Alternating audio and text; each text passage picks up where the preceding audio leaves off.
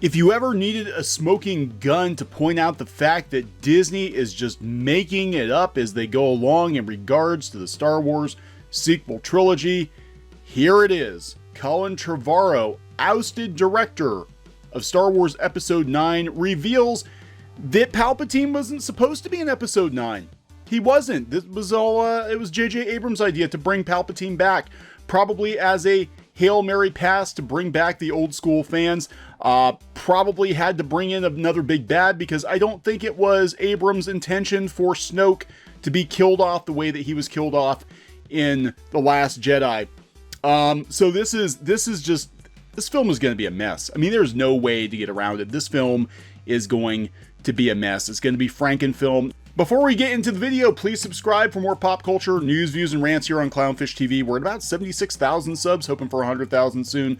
Your support is greatly appreciated. Thank you so much for helping the channel grow so fast over the last couple months, guys. It's been an absolutely amazing journey. So, yeah, this is interesting. Colin Trevorrow is the director of the Jurassic World series, and he was originally supposed to be the director of Star Wars Episode IX. Now, he's getting co-writing credit, or some kind of a writing credit, on Episode IX, so I think they're taking some of his original story ideas. And if you remember a few months ago, Mark Hamill actually said he really liked the direction that Colin Trevorrow was going in for Episode IX. And I believe he was discussing it with Trevorrow before The Last Jedi shot, I think.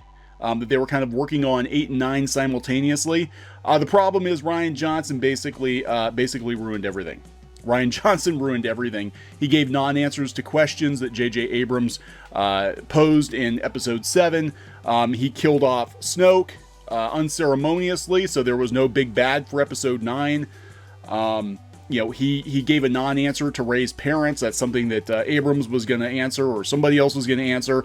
And of course, he destroyed the character and presence of Luke Skywalker.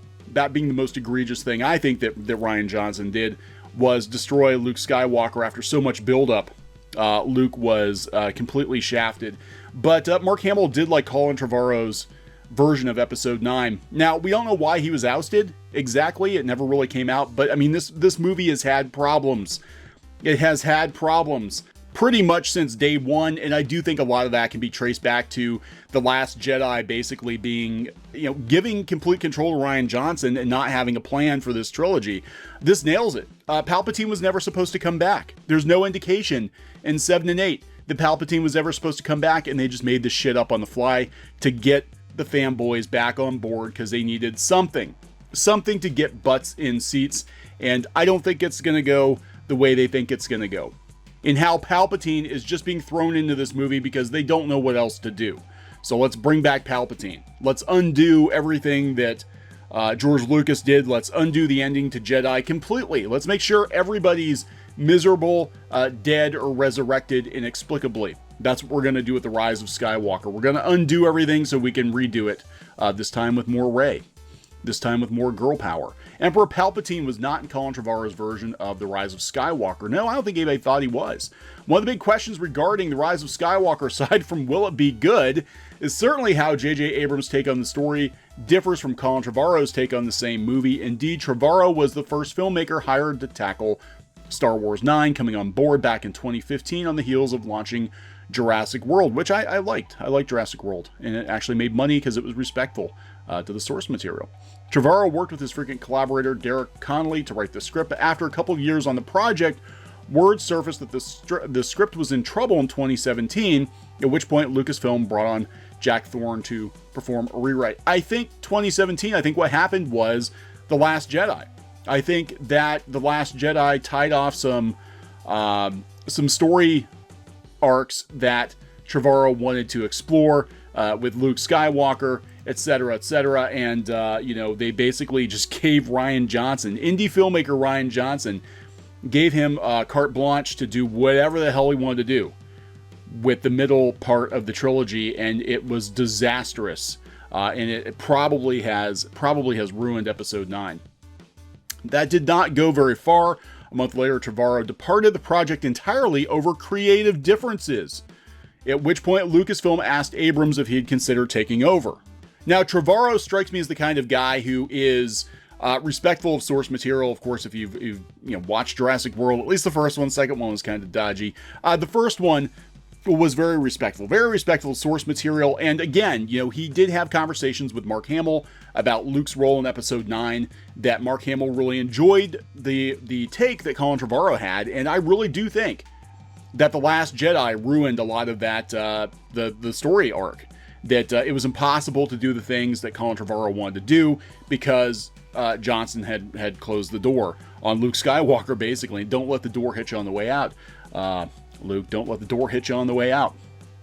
So Abrams brought on screenwriter Chris Terrio to co-write what would become The Rise of Skywalker, and at the same time, those involved seemed to indicate that they were starting from scratch. However, we recently learned that Trevorrow and Connolly have earned a story by credit following WGA arbitration, meaning at least some sort of vestige of their plans for Star Wars 9 remains in Abrams' film, not Palpatine. As for what Trevorrow's version of Star Wars 9 was, the filmmaker isn't quite keen on saying just yet, but in an interview with Empire magazine, he did reveal one fascinating detail: Palpatine was not in his script. There's no indication in 8 or 9 that Palpatine was ever going to return. Bringing back the Emperor was an idea JJ brought to the table when he came on board, Trevorrow says. It's honestly something I never considered. I commend him for it. This was a tough story to unlock, and he found the key to the mystery box. Yeah, let's just go back to the well and bring back a classic baddie that's already been dispatched, and let's, if the rumors are true, let's bring him back in such a way that completely undermines Anakin's sacrifice and Anakin's dispatching of Palpatine in Return of the Jedi. Because the rumor is the Palpatine that Anakin killed was not the real Palpatine, but was actually a clone of Palpatine. And the real Palpatine's been hanging out in this iceberg for like 30 some years. If that's the route they go, that is incredibly stupid. Incredibly stupid. And this movie sounds like it might potentially be worse than The Last Jedi. The Return of the Emperor caught many fans off guard because there was no indication the Emperor was ever going to come back. But Abrams has been driving home the point that Rise of Skywalker will serve as an endpoint, not just to this trilogy, but the entire Skywalker saga as a whole. So it appears as though Palpatine figures significantly into how he plans to tie all 9 movies together. They're making it up as they go. It kind of reminds me of like a game that I used to play with the kids when they were little, and I'd tell them a bedtime story, and we would just, make up characters and then be like, and then what happens? And then what happens? And what happens next? And what would happen is the story would morph from being one thing into being this ridiculous mess by the end of it, because everybody kept adding little bits and pieces to it. And that's what the sequel trilogy is. They started off with a decent enough idea, and then they just kept adding bits and pieces to it, and now we've got Star Wars by committee, and we're going to have this Frankenstein of a sequel trilogy that, as far as I'm concerned, since George Lucas did not want this made, or at least not made this way, it is fan fiction. It is apocrypha. This is not what George wanted for the sequel trilogy. Not that, what George wanted would have been phenomenal, especially if he directed it, but I think it would have at least been somewhat cohesive, hopefully. So while Trevorrow tells Empire he's happy that fans will get to see some of his ideas, he's not ready to spill it, what his take on Episode 9 was. It's not my place, especially right now. Yeah, because I think if Trevorrow came out and said, this is what we were going to do, it would reveal that Luke was probably supposed to stay alive.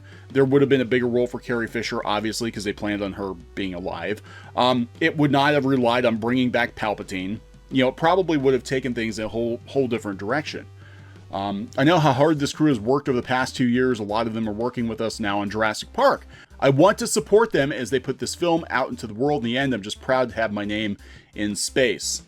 The Book of Henry filmmaker did, however, reveal the one request he made of Rian Johnson for The Last Jedi when he was still working on Star Wars 9. I just asked Rian if he could include a little moment where Rey and Poe meet for the very first time. That's right, they did not meet in Episode 7. They're such beloved characters, it felt right for them to have some history in the next movie.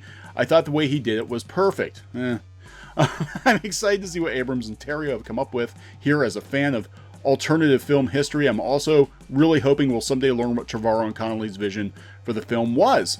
Somewhere there exists not just drafts of screenplays, but no doubt concept art for an entirely different version of The Rise of Skywalker, and I'm very curious to see what that entailed. Me too. And I think the reason they're not putting that out there is because it would undermine everything they've been telling fans for years.